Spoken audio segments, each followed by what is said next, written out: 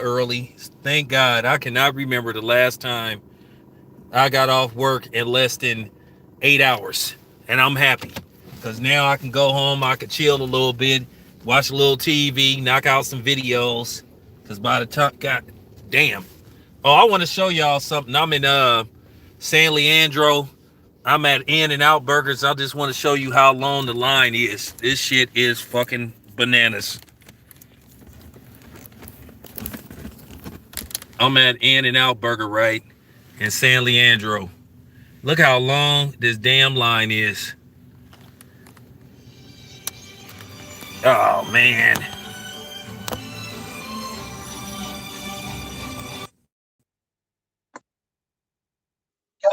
Yeah.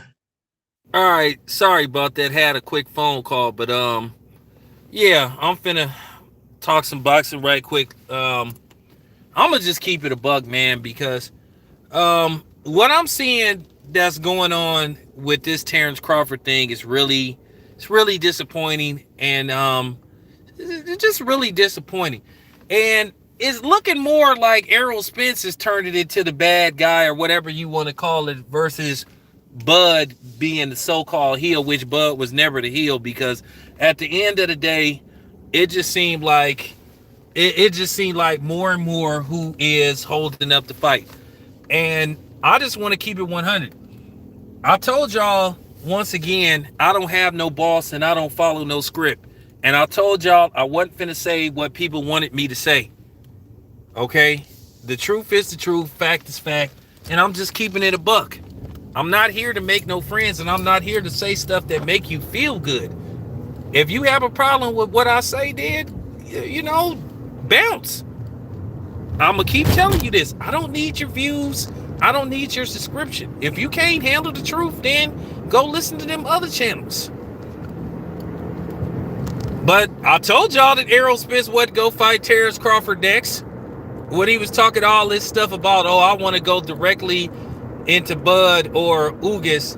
Then when it was looking like Ugas was out and the next option was Bud, then here come this 60-40 crap and this I'm the big fish and all this kind of stuff. So I already knew what was going on. And like I said before, a lot of people just don't want to hear the truth. A lot of people see stuff that ain't really there. I done heard every excuse in the book. I had to take a quick phone call. I done heard every excuse, and I'm tired of hearing these excuses. And now everybody with common sense is starting to see who's prolonging the fight. You got Bud chasing after this dude, begging this dude almost. He begging the sanctioned bodies, hey, make me guaranteed to get the winner. So Bud is doing his part. What happened to all this? You need to lead Bob Arum. What happened to all this you need to get a belt stuff? All this cleaning up the street stuff is cap. It's been capped for the longest. It's always an obstacle that get through in the way. But I told y'all that Errol Spence would go fight Bud next. No matter what.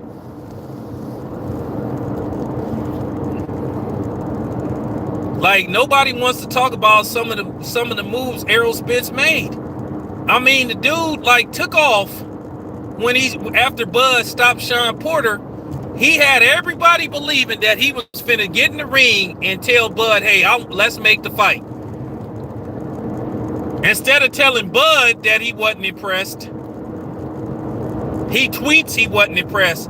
But then he talking about stop talking crazy on the internet. Now, whether you believe that tweet was from him or not, that it whatever. But every time you look now, and that's funny. Now you had the Errol Spence patrol telling Bud to stop talking crazy over the internet, but then when Errol Spence said he wasn't impressed, then everybody was like I said, man, Bud getting treated like that T Grizzly song. They praying for his downfall. I'm like, what more did this man have to do? I want to see this fight. And then they're saying even after the Ugas fight, He may have to fight the dude that decided to step aside and take another fight. So we still may not get Bud next.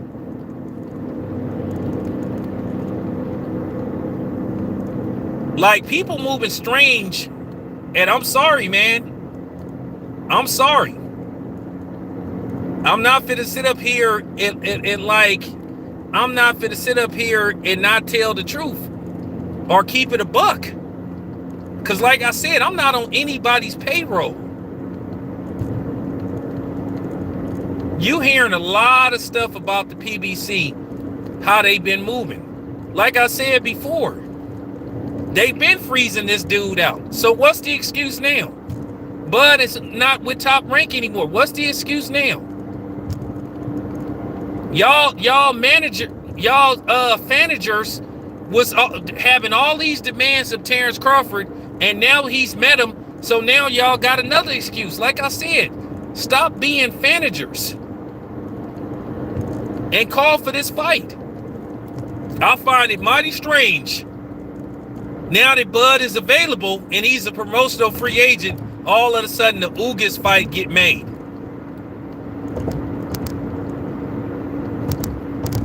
This is clearly looking like a stall tactic.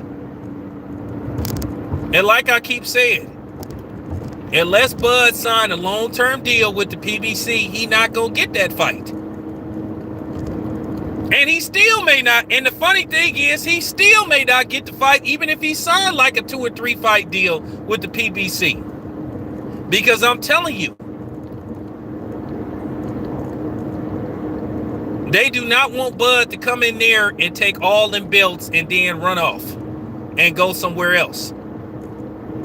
And then here's the thing, I'm going to tell you right now, Ugas is not going to be a cakewalk for Errol Spence. That's going to be a very tough fight for him. And I know people, oh, you just don't want Errol Spence to win. No, I'm just telling the truth. Ugas is going to be a very difficult fight for Errol Spence. It's not going to be a cakewalk. I mean, if he had an uphill battle with Sean Porter, and then you look at Sean Porter, and I know the triangle theory don't work in most cases.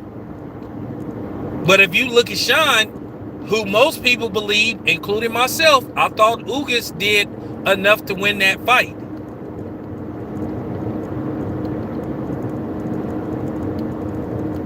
Like I keep saying, it's not going to be a cakewalk. If you think Errol Spence is going to come in there and blow out, you Dennis Ugas, you are sadly mistaken. It's going to be just like Sean Porter versus Errol Spence. It's going to be a competitive up and down fight. And it may come down to the last couple of rounds. Or it may come down to somebody getting dropped. But that's going to be a very difficult fight. And if you think Ugas is going to come in there and lay down, you are sadly mistaken. I'm just telling y'all the honest to God truth. And don't come on here, oh, you just want Errol Spence to... No, I'm just telling the truth. I told y'all I'm not here to say what y'all want me to say. But I'll get back to that later on. Now, I want to talk about another fight that took place on Friday, which I think is Cap 2. I'm really trying to figure out where are people getting this logic that Canelo is going to go in there and he going to destroy Artur Beterbiev. And people showing pictures of Artur Beterbiev bleeding. Y'all do know that cut was from a headbutt, right, and not from a punch, right? And I'm going to tell you something. Artur Beterbiev looked like vintage Artur Beterbiev. I've seen this dude fight in person a few times. I've went to his fights. I've covered his fights. Artur Beterbiev, and this is real talk, Artur Beterbiev, what he do is he take away your will. Let me tell you some stories that I done heard about Artur Beterbiev. There were people that told me one day they walked into a gym and they heard some thumping sounds. They said it damn near sounded like a light earthquake. And they said it was him hitting a heavy bag. See, Artur Beterbiev, like I said, he don't like knock you out with one punch, but he got power. And when he lands that first stunning blow, it takes something out of you. He got a power jab. And I'm telling you right now, if he fight Canelo, the first time that lands on Canelo, you may see Canelo go into retreat mode. How many times have you seen this with Artur Beterbiev? Artur Beterbiev gives away the first 2 or 3 rounds. Then all of a sudden, he looks slow, but then when he get close up to you, he can start letting off combinations. And like I said, he know how to turn his fist when he throwing a jab, and he does damage to you. And I'm telling you, the first time that power jab hit Canelo might be in big trouble. I don't know why people think that Canelo gonna go in there and destroy Artur Beterbiev. If that is gonna be a very difficult fight for Canelo. Canelo do not hit harder than Artur Beterbiev, and he's not stronger than Artur Beterbiev. So it may take a lot of mystery meat for Canelo to get past Artur Beterbiev. Because to me, like I said, it looked like vintage Artur Beterbiev. He just breaks you down, takes away your will. Next thing you know, you're submitting. You're quitting. Ex Alexander Vasily took his first L and he quit. First loss, he quit. You gotta ask yourself, the first time somebody lose, they say I'm retiring. You really gotta ask yourself, that speaks volumes about a dude. When a dude beats your ass so bad to where you say I'm retiring after taking Vasily retired. The man retired after taking his first loss. Who retires after taking a first loss? That's how much damage Artur Beterbiev did to him.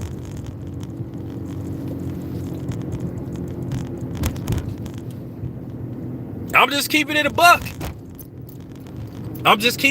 Y'all don't want to hear no logic. Y'all don't want to hear no truth. I'm telling you, that is not going to be an easy fight for Canelo. And I think Canelo probably not going to take that fight even at this time. So I'm just keeping it a buck. I don't see Canelo taking that fight right about now, because that is a very dangerous fight for Canelo. I know you Canelo fans don't want to hear it, and I know that you gon', and I know some of y'all gonna get mad, but I don't give a damn. He not gonna take that fight. That is just too dangerous of a fight. And Artur Beterbiev need to get more respect, because he proved that he the best guy at 175. He proved it. And the funny thing is, this is a dude who hasn't lost one fight. He's 17-0 with 17 knockouts. And I'm trying to figure out, how do you rank Lomachenko higher than Artur Beterbiev? How do you have Lomachenko in the top 10 pound for pound, and he got 2 losses? And one of his losses came via a journeyman with double-digit losses. This is why I know a lot of these dudes don't be knowing what they be talking about when it comes to this boxing stuff. ESPN is just giving people lip service. It is propaganda. There is no way a dude that's 14-2 is a number 1 pound for pound fighter, or even a top 10 pound for pound fighter. I'm just telling y'all the truth. But anyway, I'll be back.